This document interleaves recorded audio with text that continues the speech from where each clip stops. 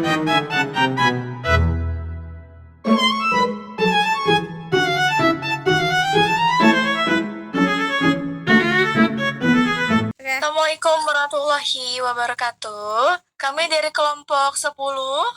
Kami sini ingin mempresentasikan tugas bahasa Indonesia analisis teks ilmiah.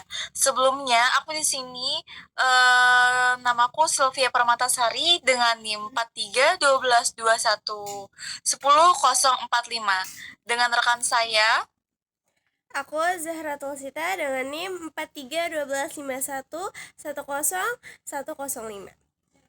Baik, di sini kita akan mempresentasikan judulnya ialah integrasi metode AHP dan DEA untuk pemilihan supplier pada UMKM 3 Diva Kota Batu.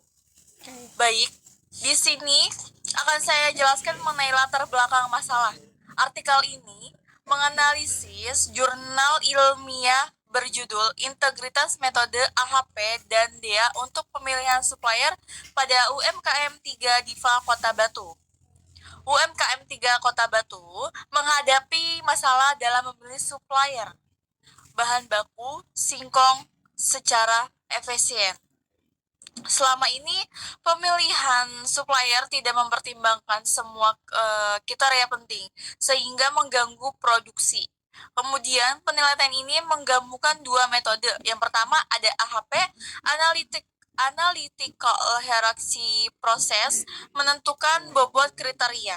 Yang kedua itu adalah DA, data development analysis, mengukur efisiensi supplier. Yang ketiga yaitu ada tujuan, menemukan supplier paling efisiensi berdasarkan kriteria seperti harga, kualitas, pengiriman, pelayanan, dan after sales.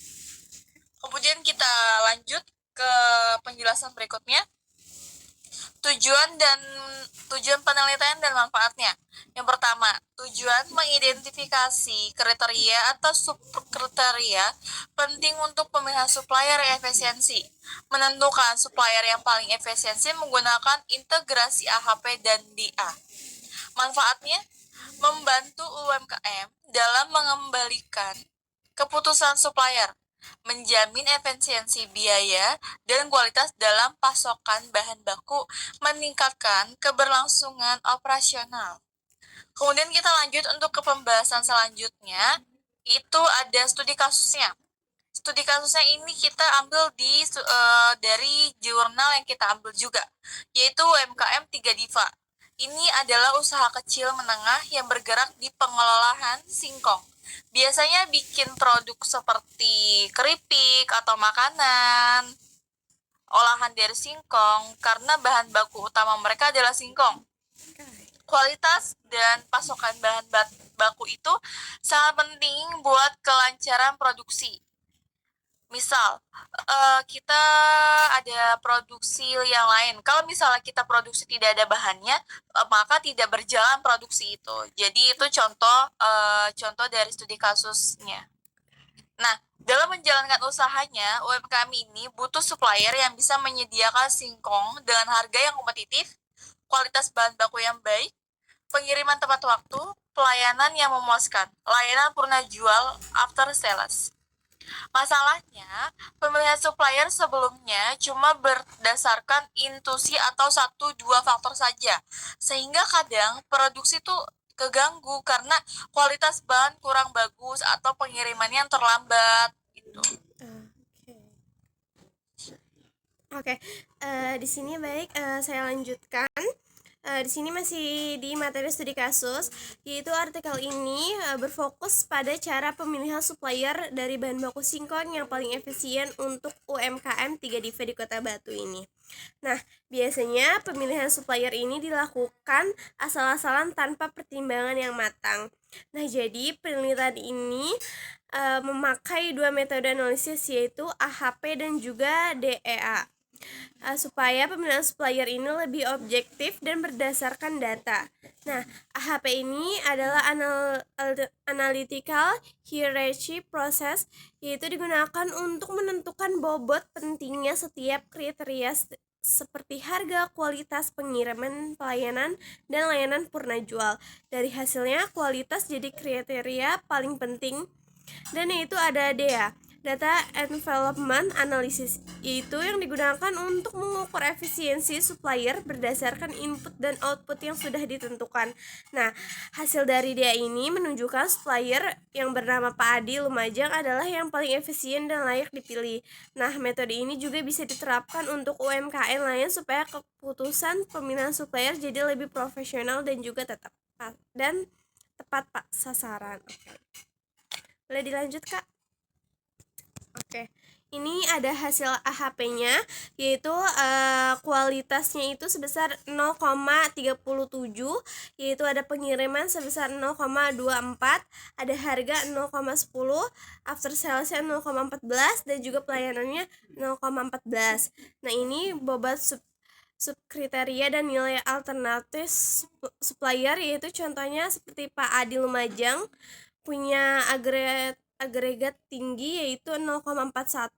Nah, supplier lainnya seperti Pak Wardi, Pak Yuli, dan juga apa tuh? Oh, kesimpulan dari AHP ini itu supplier terbaik berdasarkan bobot kriteria adalah itu Pak Adi yang ada di Lumajang. Baik, kemudian selanjutnya ialah adalah analisis unsur kebahasannya. Di dalam jurnal tersebut itu ada analisis unsur kebahasannya, ada 5. Yang pertama itu menggunakan bahasa ilmiah. Yang kedua menggunakan istilah, yang ketiga kalimat efektif dan logis, yang keempat keobjektifan bahasa, yang kelima struktur paragraf dan kohesi. Kemudian setelah selanjutnya ini ada nilai keilmuan di dalam jurnal tersebut. Yang pertama ialah nilai inovasi dan pengembangan, yang kedua nilai inovasi dan pengembangan ilmu, yang ketiga nilai keilmuan dalam kontribusi praktis, yang keempat nilai keilmuan dalam keberlanjutan penelitian.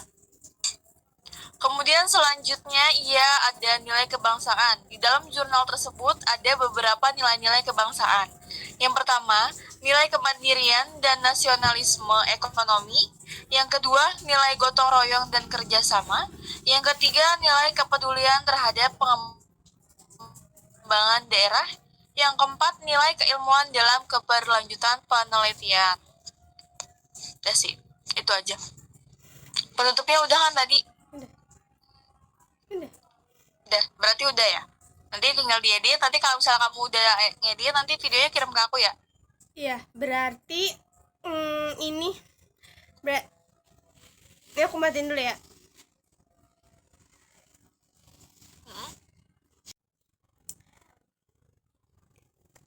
Kak, oke. Baik, kesimpulan dari materi kali ini, yang pertama itu ada metode AHP berhasil mengidentifikasi 5 kriteria dan juga 13 subkriteria dalam pemilihan supplier. Kualitas menjadi kriteria yang paling penting. Yang kedua, berdasarkan HHP, Pak Adi Lumajang memperoleh bobot tertinggi sebagai supplier terbaik.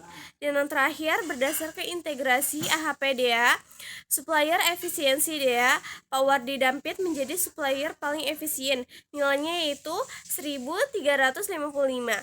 Nah, yang keempat yaitu semua supplier tergolong efisien, basic DAA, sehingga perlu model super efisiensi untuk membedakannya.